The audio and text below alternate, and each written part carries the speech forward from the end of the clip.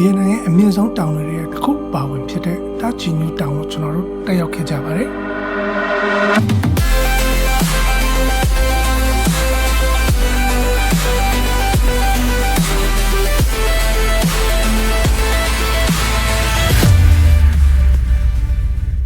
ဒီတက်ချီညူတောင်ကရန်ဘိုင်းပြည်နယ်ထဲမှာရှိပြီးတော့ Roof of Yanbai ပြည်နယ်ရဲ့အမြင့်ဆုံးနေရာဖြစ်လို့ Yanbai ရဲ့ခေါင်မိုးလို့တောင်တင်စားပြီးတော့ခေါ်ဆိုကြပါတယ်ပင်လယ်ရေမျက်နှာပြင်အထက်2989မီတာအမြင့်မှာရှိတဲ့ဒီတာချီညူတောင်ကအတိအကျဆိုလို့ရှိရင် VNN ရဲ့အမြင့်ဆုံးတောင်တွေက9လုံးမြောက်တောင်ဖြစ်ပါတယ်အခုနောက်ပိုင်းကတော့ VNN မြောက်ပိုင်းကအလှဆုံးတောင်လို့တင်စားပြောဆိုလာကြတာဖြစ်ပါတယ်ဒါပေမဲ့ကံကောင်းမှသာတာယာတဲ့ရာသီဥတုအနေအထားနဲ့ကြုံကြိုက်မှသာဒီတက်ချီညူတောင်ရဲ့အလှဆုံးအနေအထားနဲ့တဘာဝပတ်ဝန်းကျင်ရှုခင်းတွေကိုအပြည့်အဝခံစားနိုင်မှာဖြစ်ပါတယ်ဆိုတော့ကျွန်တော်တို့ရဲ့တက်ချီညူတောင်တက်ခရီးစဉ်လေးကိုဆက်လိုက်အောင်ဗျာကျွန်တော်တို့ကတာချီညူတောင်နဲ့အနီးဆုံးရွာလေးဖြစ်တဲ့နမ်နစ်ဆိုတဲ့ရွာလေးကိုတရက်လောက်ကြိုပြီးတော့အရင်ရောက်နေနေတာဖြစ်ပါတယ်ဒီရွာလေးမှာတရက်လောက်နှံ့အောင်လဲပြီးတော့ကျွန်တော်တို့နဲ့အတူတူတောင်တက်ကြမှာအဖွဲကိုဆောင်ပြီးမှသူတို့နဲ့အတူတူသွားကြမှာဖြစ်ပါတယ်မနက်စာ breakfast ကတော့အမြန်ပါပဲခေါက်ဆွဲပြုတ်လေးပဲစားခဲ့ပါတယ်ဒီတက်ချီညူတောင်အတူတူတက်ကြမဲ့သူတွေလည်းစုံပြီဆိုတော့ကျွန်တော်တို့တဲတဲ့ home stay မှာပဲလူဆဆူကြပြီးတော့ထွက်ဖို့ပြင်ကြပါတယ်ဒီနမ်နစ်ရွာကနေပြီးတော့တောင်ကြီးစခန်းအထိရောက်ဖို့ဆိုရင်ဆိုင်ကယ်နဲ့နိုင်ရွာလောက်စီးပြီးတော့သွားရပါတယ်ကျွန်တော်တို့ဒီနေ့မနေ့စားထွက်ပါမယ်အခုကျွန်တော်တို့နေတဲ့ home stay ကနေပြီးတော့ဆိုင်ကယ်နဲ့ trekking နဲ့စားလို့မယ့် point ထိသွားပါမယ်အဲ့ဒီမှာစားပြီးတော့တောက်လျှောက်တောင်တက်မှာဖြစ်ပါတယ် Okay, let's go.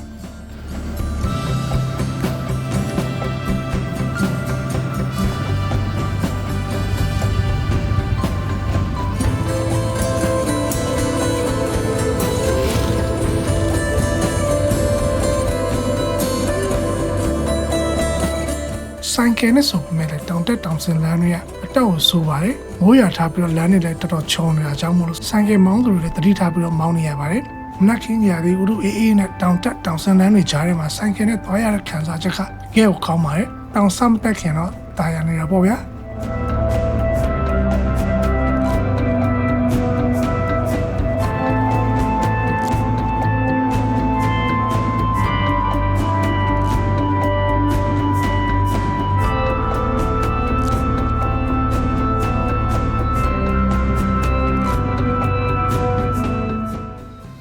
အခုတော့တောင်ကြီးစခန်းရောက်ပါပြီတောင်တက်ရာသီလည်းစနေပြီဆိုတော့တောင်တက်မဲ့သူတွေလည်းအတော်များပါတယ်နေရာပေါင်းစုံအဖွဲ့ပေါင်းစုံကနေလာကြတဲ့သူတွေအများကြီးပါပဲများသောအားဖြင့်ကတော့လူငယ်လေးတွေများပါတယ်တောင်ကြီးစခန်းကိုရောက်လာပြီဆိုပေမဲ့လည်းဒီနေရာမှာ2မျိုးထပ်ပြီးတော့ရွေးလို့ရပါတယ်တောင်ကြီးစခန်းကနေတောင်ကြီးထီကိုလမ်းလျှောက်ပြီးတော်လို့ရသလိုဆိုင်ကယ်စီးပြီးတော့လည်းတော်လို့ရပါတယ်ကျွန်တော်တို့ကတော့တဘာဝပတ်ဝန်းကျင်အလှတွေကိုအပြည့်အဝခံစားကြလို့ပဲကျွန်တော်တို့ကိုယ်တိုင်လမ်းလျှောက်တောင်တက်ခဲ့ပါတယ်တောင်ကြီးစခန်းကနေဆိုရင်ဘေးနှစ်ဖက်ကပန်းဖြူလေးတွေနဲ့လမ်းချောင်းကအရန်ကိုလှပါတယ်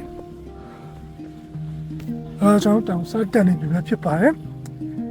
ဆက်တက်လိုက်လမ်းကတော့ပန်းဖြူလေးနဲ့ရလှပါတယ်တောင်ကြီးစခန်းကနေတောင်ကြီးအထိဆိုရင်တော့9ကီလိုမီတာလောက်လမ်းလျှောက်ရပါတယ်တောင်အတက်တွေကြီးပဲမဟုတ်လို့နည်းနည်းတော့မောပါတယ် Club Moss လို့ခေါ်တဲ့ဒီပင်လေးတွေကိုတော့တောင်တက်လမ်းတစ်လျှောက်မှာစက်တိုက်တွေ့ရပါတယ်ဆိုပြီးတော့မြေနီရှင်စိန်ဒါမှမဟုတ်ကြောက်တောင်ဆောင်တွေပေါများတဲ့တောင်တန်းဒေသတွေမှာအလေးချက်ပေါက်တက်ပါတယ်ရှေ့မှာတော့ music vibe ပြင်းတဲ့တက်အမြင့်ပိုင်းကိုပို့ပြီးတော့ရောက်လေရှူရတဲ့လေရလည်းပို့ပြီးတော့လက်ဆက်လာလေဖြစ်ပါတယ်ဒါပေမဲ့တောင်တက်လမ်းကြောင်းကအတက်တွေကြီးပဲမလို့နည်းနည်းတော့မောပါတယ်ခုကျွန်တော်တက်လာတာနိုင်ခွက်ကျွန်တော်တို့ရှိပါပြီအပေါ်ရောက်လေ view တက်လာလေရပုံမြင်ရလေပါပြီဒီလမ်းကြီးကကျွန်တော်ရေခဲတော့တက်တယ်စလိုင်းမာရင်တက်တဲ့လမ်းနဲ့တူတယ်ဆိုင်ကယ်တွေကလည်းအမြဲဖြတ်နေမောက်တဲ့ဆိုင်ကယ်လည်းအများကြီးပဲ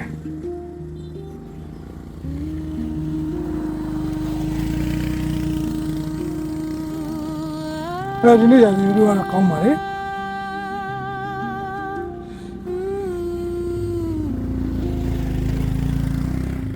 လေလည်းမပူလို့မိုးလည်းမရအောင်မိုးအောင်လေးနဲ့ရာသီဥတုကောင်းတော့တောင်တက်အဆင်ပြေနေပါသေးတယ်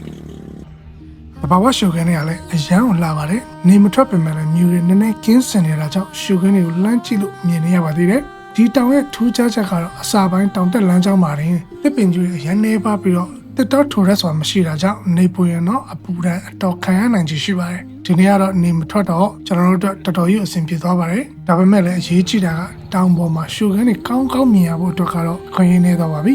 တို့ပေမဲ့လည်းဘလို့ပဲပြောတောင်ထိပ်မှာရာသီဥတုကောင်းမှုပဲမျှော်လင့်ပြီးတက်ရတာပေါ့ဗျာကျွန်တော်တောင်တက်တက်တန်းမှာတချို့တောင်တွေကိုရာသီဥတုမကောင်းတာကြောင့်တောင်ထိပ်အထိရအောင်မသွားနိုင်တဲ့အခောက်တွေလည်းကြုံထားခဲ့ဘူးတော့နည်းနည်းတော့ဆိုရမိပါတယ်ဒီတက်ချင်ညူတောင်ကခက်ခဲတဲ့တောင်တွေထဲမှာမပါပေမဲ့လွယ်လွယ်လေးနဲ့လည်းတောင်းလို့ရပါမယ်လေရာသီဥတုမကောင်းရင်တော့တောင်တောင်ရဲ့အလှပဆုံးမြင်ကွင်းတွေကိုမမြင်ရတော့ဒီနေရာထိအချိန်တွေအကုန်ခံပြီးတော့အဝေးရနေလာခဲ့ရတော့တောင်တော့ရှုခင်းနေကြည့်ချင်တာပေါ့ဗျာ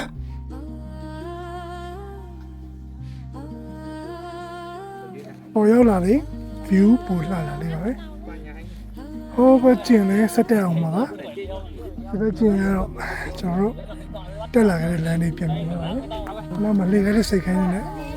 ဆယ်ယူလမ်းမြင်နေပါလေလမ်းကြောင်းတော့ကောင်းတယ်ဗျခုပဲအဲ့အတက်ဆင်းဆိုင်ကယ်ကိုရှောင်ရတာတော်တော်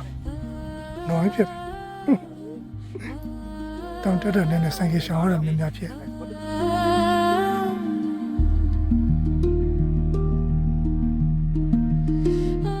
ခုတော့ဆိုင်ကယ်နောက်ဆုံးတောက်လို့ရတဲ့နေရာထိကျွန်တော်တို့ရောက်လာခဲ့ပါပြီဆိုင်ကယ်နဲ့ဒီထိလာခဲ့တဲ့သူတွေကလည်းဒီကနေဆက်ပြီးတော့လမ်းစာရှာမှာဖြစ်ပါတယ်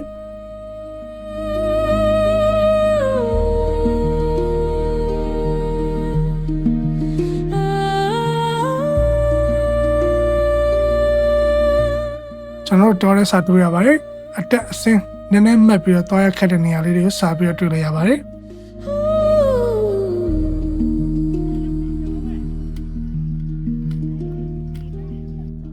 နည်းနည်းလေးဆက်သွားလိုက်ရတော့ခဏကောင်းကောင်းနားလို့ရမယ့်နေရာလေးရောက်လာပါတယ်ဒီနေရာမှာပဲတောင်တက်လာကြတဲ့သူတွေအားလုံးနေ့လည်စာထမင်းစားနားကြပါတယ်အရေးလေရမြေရလည်းပြန်တော့ခဏနားရင်နေ့လည်စာစားဖို့အကောင်းဆုံးနေရာပါ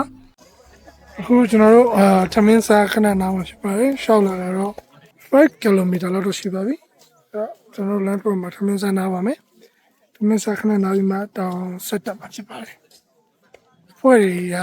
ဒီနေရာမှာမြေပြန်တော့တောင်တက်တဲ့အဖွဲတွေတော်တော်များများဒီမှာပဲစားနာကြတယ်ဒီနေရာမှာတော့ကိုယ်ဖွင့်နဲ့ကိုစားကြရတာပေါ့ကျွန်တော်တို့ရဲ့လမ်းပြပဲစားဖို့တော့စီစဉ်ပေးပါတယ်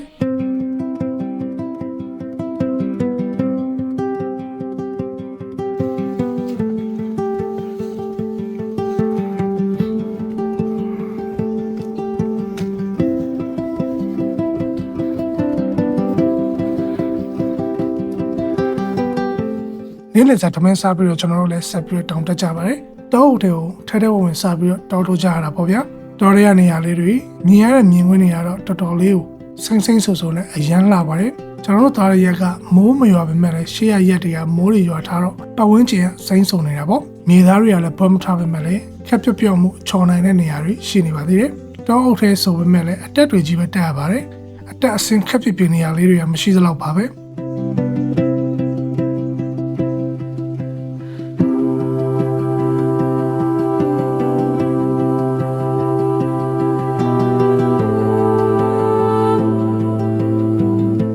လမ်းမှာတော့ဒေတာကန်မုံလူမျိုးတွေကိုတွေ့ရတတ်ပါတယ်တော်တော်ရိုးရဝတ်ဆောင်လေးနဲ့ပေါ့အစားတော့ကတော့ဒီတောနဲ့ထဲမှာလုံနေအိမ်တွေလည်းမရှိဘဲနဲ့ဘာဖြစ်လို့သူတို့ခဏခဏတွေ့ရလဲဆိုတာပေါ့နောက်တော့မှအပေါ်ရောက်တော့မှတောင်ထိပ်နာ Summit Camp မှာလမ်းပြဖွဲ့နေတူတူလိုက်လာပြီးတော့သမင်းချက်ဟင်းချက်အထောက်ထမ်းနဲ့အကူလိုက်လာတဲ့သူတွေဖြစ်နေတယ်ဆိုတာသိရပါတယ်ဒီအချိန်ကတောင်တက်ရသည်ဆိုတော့ဒေတာကန်မုံတိုင်းသားလူမျိုးတွေအတွက်တော့ဝင်ငွေကောင်းတဲ့ကာလလို့လည်းပြောလို့ရတာပေါ့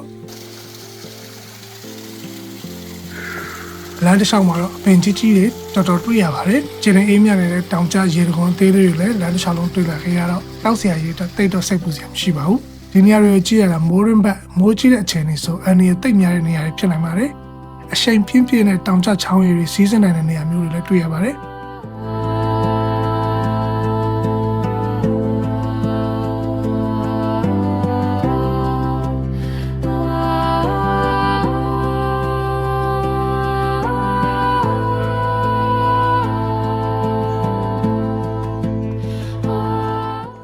တောင်မကိုအထက်ပိုင်းရောက်လာလေရာသီဥတုကပို့ပြီးတော့အေးစိမ့်လာပါတယ်။ပဝန်းကျင်တစ်ခုလုံးကလည်းမြူတွေဖြစ်လာပြီးတော့ခက်မိုင်းမိုင်းခက်ဖြူဖြူနဲ့ပဝန်းကျင်ကပြောင်းလဲလာပါပြီ။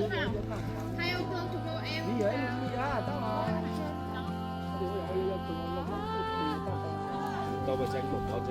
要到不到这要。叫我们帮我帮我们保险车。 အခုချိန်မှာ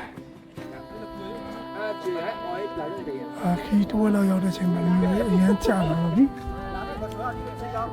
拿来 ရှင်နာအုံးချင်တာမမြင်ရတော့ပါဘူး 来乖乖。 အရင်အေးလာပါပြီတောင်တက်တဲ့သူတွေများလို့တော့လမ်းမှာလူပြတ်သွားတဲ့ရေလို့တော့မရှိပါဘူးတောက်လျှောက်တောင်တက်ကြတဲ့လူတန်းလိုက်ကြည့်ပါပဲအကောင်လုံးကတော့ဖြည်းဖြည်းနဲ့နေပါပဲအမောလေးဖြည်းလိုက်တောင်တက်လိုက်နေပဲသွားနေကြတာပေါ့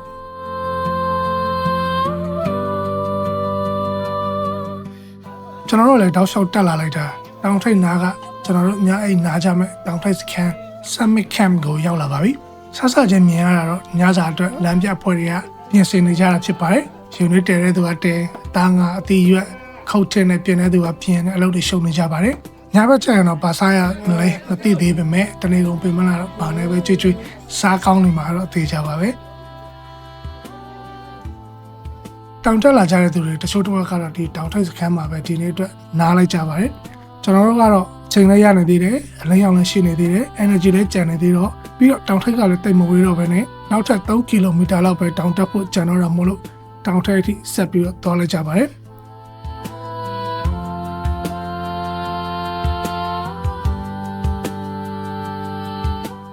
တောင်ထိပ်ကတိတ်မဝေးတော့ဘူးဆိုပေမဲ့လည်းလမ်းတွေကအတက်ကျန်းတော့ပို့ပြီးတော့ပြင်ပန်းပါတယ်ရာသီဥတုကလည်းပို့ပြီးတော့အေးလာတယ်လေတွေကလည်းပို့ပြီးတော့တိုက်လာတယ်လည်းပါတာပေါ့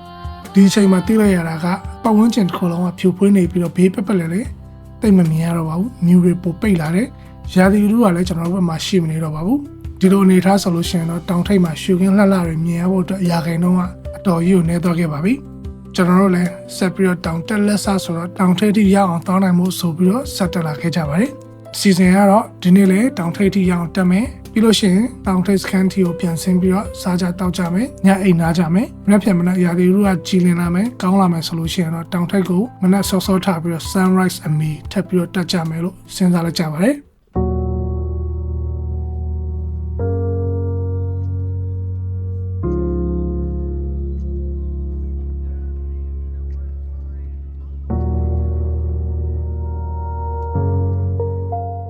ရှေ့ကို10ပေ15ပေလောက်မြင်ဖို့ခက်လောက်အောင်ပဲမြူရီကအရန်ကျနေပါတယ်ညနေခင်းဆိုပေမဲ့လည်းအလင်းရောင်ကောင်းကောင်းရှိနေသေးတာပဲကျေးဇူးတရားမလို့ပါပဲနောက်ပြီးတော့မြူတွေပဲကျပြီးတော့မိုးမရွာလာတာပဲကံကောင်းနေပြောင်းမှာပေါ့မြူမုံတွေနှင်းဆက်တွေနဲ့ဆိုတော့ဖြတ်ဆော့ဆော်လေးတော့ဖြစ်နေပါတယ်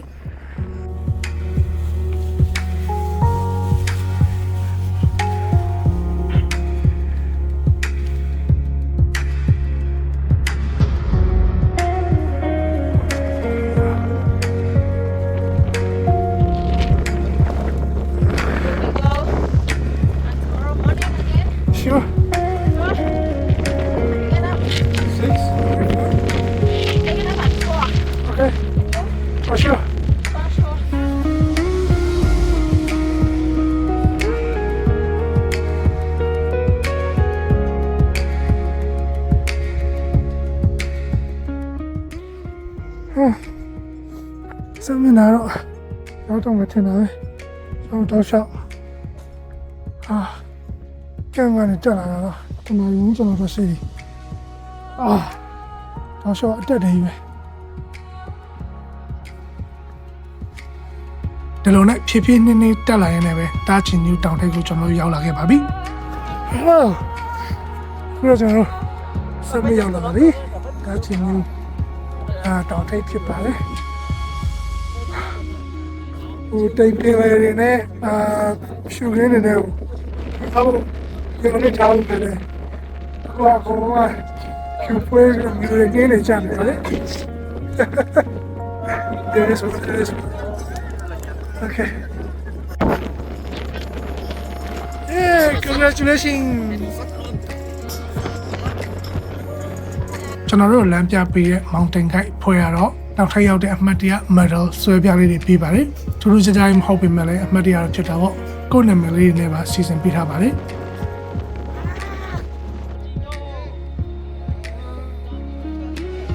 ဒီတာချင်ညူတောင်ရဲ့အမြင့်ကတော့2989မီတာမြင့်ပါတယ်။ပေနဲ့ဆိုရင်တော့ပေပေါင်း9983ပေမြင့်ပါတယ်။ခြုံပြီးပြောရင်တော့ပေ1000နီးပါးလောက်မြင့်တယ်ပေါ့။ ကျွန်တော်လည်းတောင်ထိပ်မှာမြူတွေပိန်းပိတ်ပြီးဘာမှမမြင်ရပတ်ဝန်းကျင်တစ်ခုလုံးလည်းဖြူဖွေးနေပေမဲ့လည်းတောင်ထိပ်ရောက်တော့လေတောင်ထိပ်မှတ်တိုင်လေးနဲ့အမှတ်တရတက်ပုံရကြပါတယ်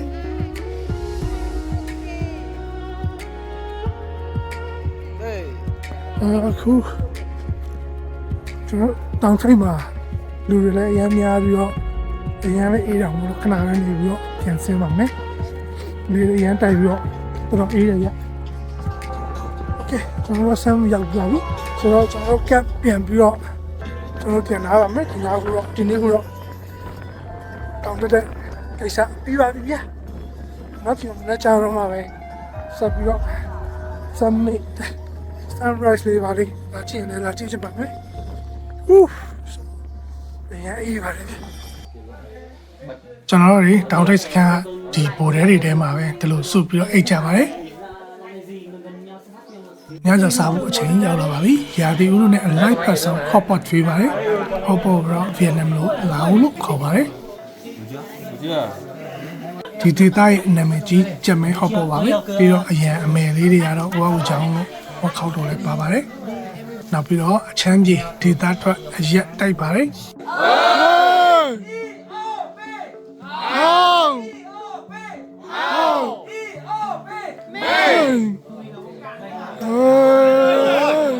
ဒီရက်ကဒီဒေတာထွက်တဲ့အမတ်မုံသေးတွေနဲ့လောက်ထားတော့အရသာပြင်းပေမဲ့ခက်ချစ်ချိုလေးနဲ့တောက်ရတာအဝင်ခေါင်းပါတယ်ကျွန်တော်တို့ဘေးနာအဖွဲ့တဲ့တယောက်ကတိုက်တိုက်ဆိုင်ဆိုင်မွေးနေ့နဲ့ကြုံတော့ that day celebration လေးလုပ်ပေးကြပါပေါ့ဗျာ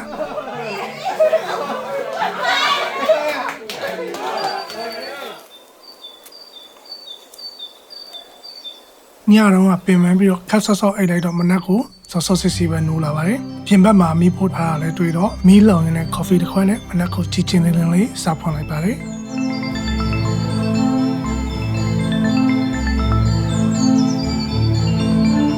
အလဲရောင်လေးလည်းနည်းနည်းရလာတော့မကြည်လင်တာရာသီဥတုဖြစ်နေပါတယ်ကျွန်တော်တို့လည်းတောင်ထိပ်ကိုထပ်မတက်တော့ဘဲနဲ့မနေ့ကတောင်ထိပ်မရောက်တဲ့သူတွေဒီမနက်ကိုတောင်ထိပ်သွားကြတဲ့သူတွေကိုစောင့်နေရနေပဲနတ်စာဆိုင်စကားပြောနေပဲဒီတောင်ထိပ်စခန်းမှာစောင့်နေလိုက်ကြပါတယ်လွန်ဆောင်ပြီးဆိုတော့မှပဲကျွန်တော်လည်းတောင်အောက်ပြန်ဆင်းလာကြပါတယ်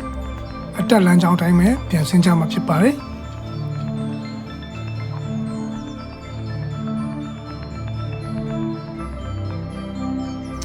အခုကျွန်တော်တို့တောင်ပြန်ဆင်းတော့မှာပါ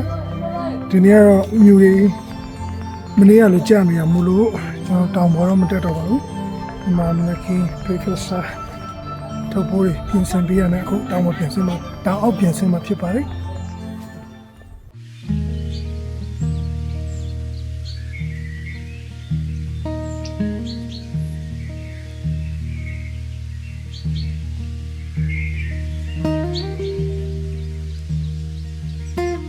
တောင်ထိပ်ကနေပြီးတော့တခြားဘက်ကိုပြန်ဆင်းရတဲ့လမ်းကြောင်းတစ်ခုလည်းရှိနေပါသေးတယ်။ဒါပေမဲ့ကျွန်တော်တို့ကြံခဲ့တဲ့အထုပ်တွေက home stay မှာပဲပြန်ယူရမှာဆိုတော့လာခဲ့တဲ့အတက်လမ်းကြောင်းကနေပဲပြန်ဆင်းခဲ့ကြပါတယ်။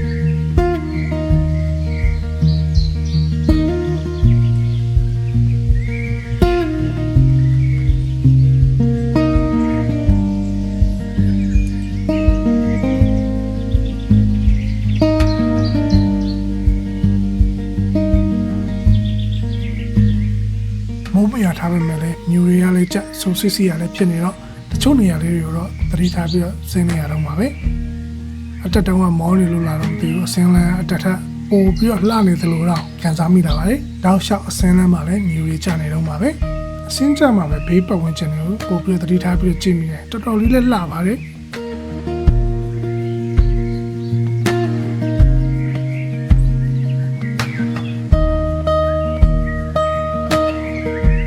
အစင်းလန်းတော့ရှော့ပါလေမြူလေးလေးနေပါပဲကျွန်တော်ခဏရလာတဲ့ပုံစံတိုင်းပါပဲကျွန်တော်မနေ့ကလာတဲ့လမ်းတိုင်းပြန်ဆင်းတာဖြစ်ပါတယ်ဒီလူကလည်းမနေ့ကတိုင်းပါပဲဟောအေးနေပါလေ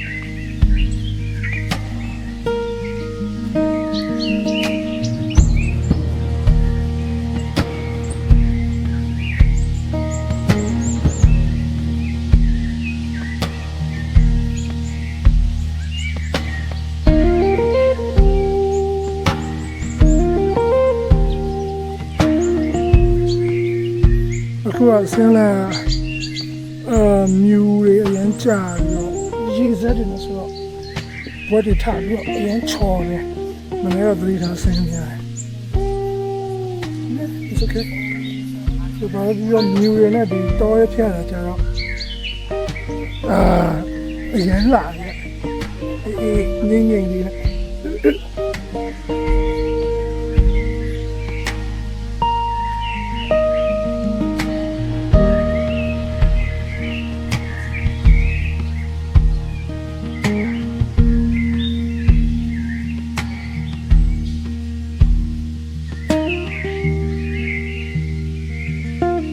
တော့ဒီကထွက်တဲ့အချိန်မှာတော့ဘေးပတ်ဝန်းကျင်လည်းမြူတွေနဲ့ကင်းပြီးတော့ခလန်းလန်းရှူခွန်းတွေလည်းပြန်ပြီးတော့မြင်လာရပါတယ်။နေရောင်ကလည်းတစ်စားနဲ့တစ်စားပြန်မြင်ရပြီးတော့ရာသီဥတုကလည်းပိုကောင်းလာပါတယ်။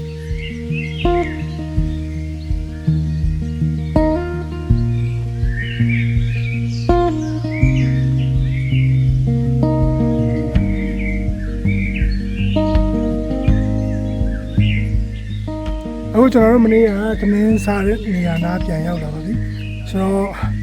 ကျွန်တော် home stay တီဆိုရင်ခရီးတစ်ဝက်ကျိုးပါပြီအခုဒီနေ့အ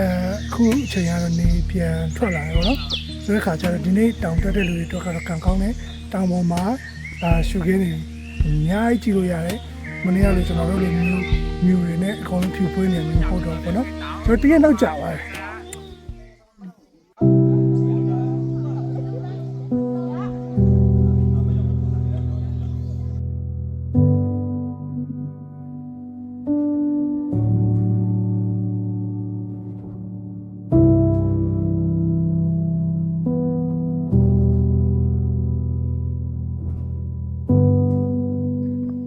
အခုဆိုရင်ကျွန်တော်တို့ဆိုင်ကယ်လမ်းပြန်ရောက်ပါပြီ။တချို့လူတွေကတော့လမ်းတစ်ဝက်ကနေ home stay ထိ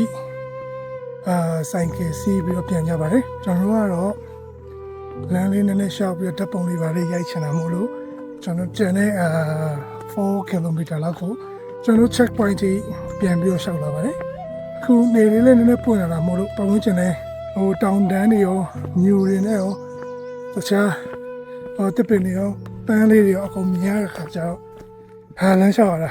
ရှူရင်းတွေကြည့်လိုက်ပန်းလေးတွေကြည့်လိုက်အပင်လေးတွေကြည့်လိုက်လမ်းလျှောက်ရတာအရင်စိတ်ချမ်းသာမကောင်းဘူးဒီနေ့ဆိုတော့တော်တော်နေပွက်လာပြီမနေ့ကလည်းမတူမနေ့ကဆိုရင်တော့တနေ့လုံးမြူတွေကြာတယ်ဒီနေ့ကတော့ရာသီဥတုကောင်းတယ်ရာသီဥတုကောင်းမှကျွန်တော်ကလည်းပြန်ရတော့မယ်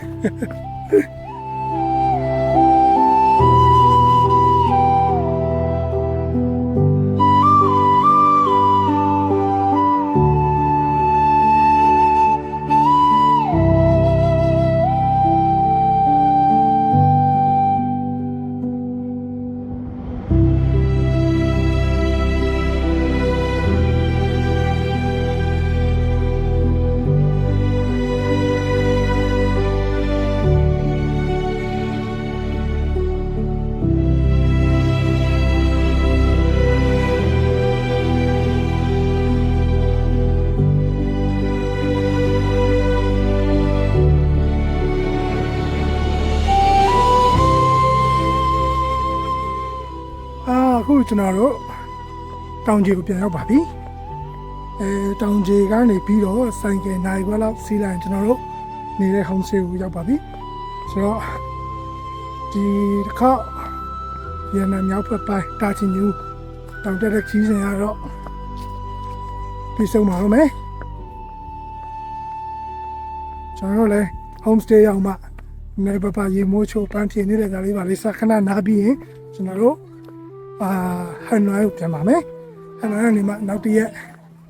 ဟိုချမင်းဆိုင်ကိုပြန်မှာဖြစ်ပါတယ်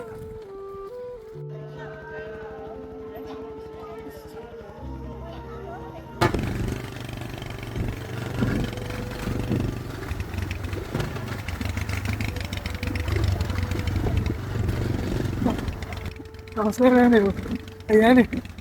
စောက်ကနေမောင်းနေတာဟိုကျောင်းတွေပြတ်ပြီးတော့တောင်တက်ရတယ်ကျောင်းလို့မကောင်းတောင်ကျန်းနေပြီးတော့ဟုံးဆေးပြန်နေဆိုင်ကယ်စီးရတာကိုကြောက်ဖို့ကောင်းနေအခုပဲကျွန်တော်နေတဲ့ home stay ပြန်ရောက်ပါပြီဆိုင်ကယ်ရေလည်းမောင်းလာရဲ့တောင်တက်တောင်ဆင်းလဲလို့ဦးလဲဦး တော့ခေါင်းရင်မပြင်းပါဘူးဆယ်ပါအောင်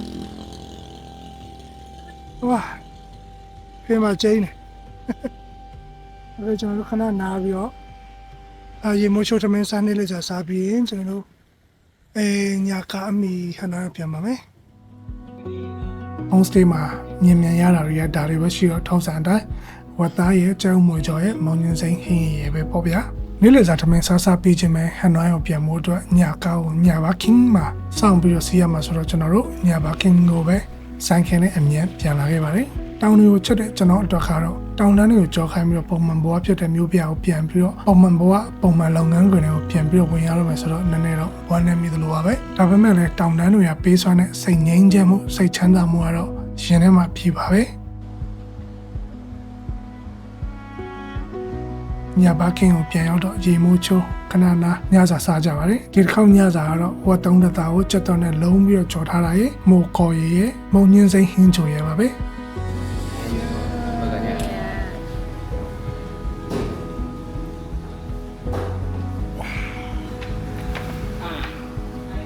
ကျွန်တော်တို့ညဘာကင်းကိုပြန်လိုက်ပို့တဲ့သူတွေကဒီတစ်ခါတော့ဒီဒေတာထွက်တဲ့ဆန်ရက်တိုက်ပါတယ်ဒီတစ်ခါရက်ကတော့တော်တော်ကြီးကိုပြင်းပါတယ်ဝင်ရတော့ဂျန်ထော်နေရပါပဲ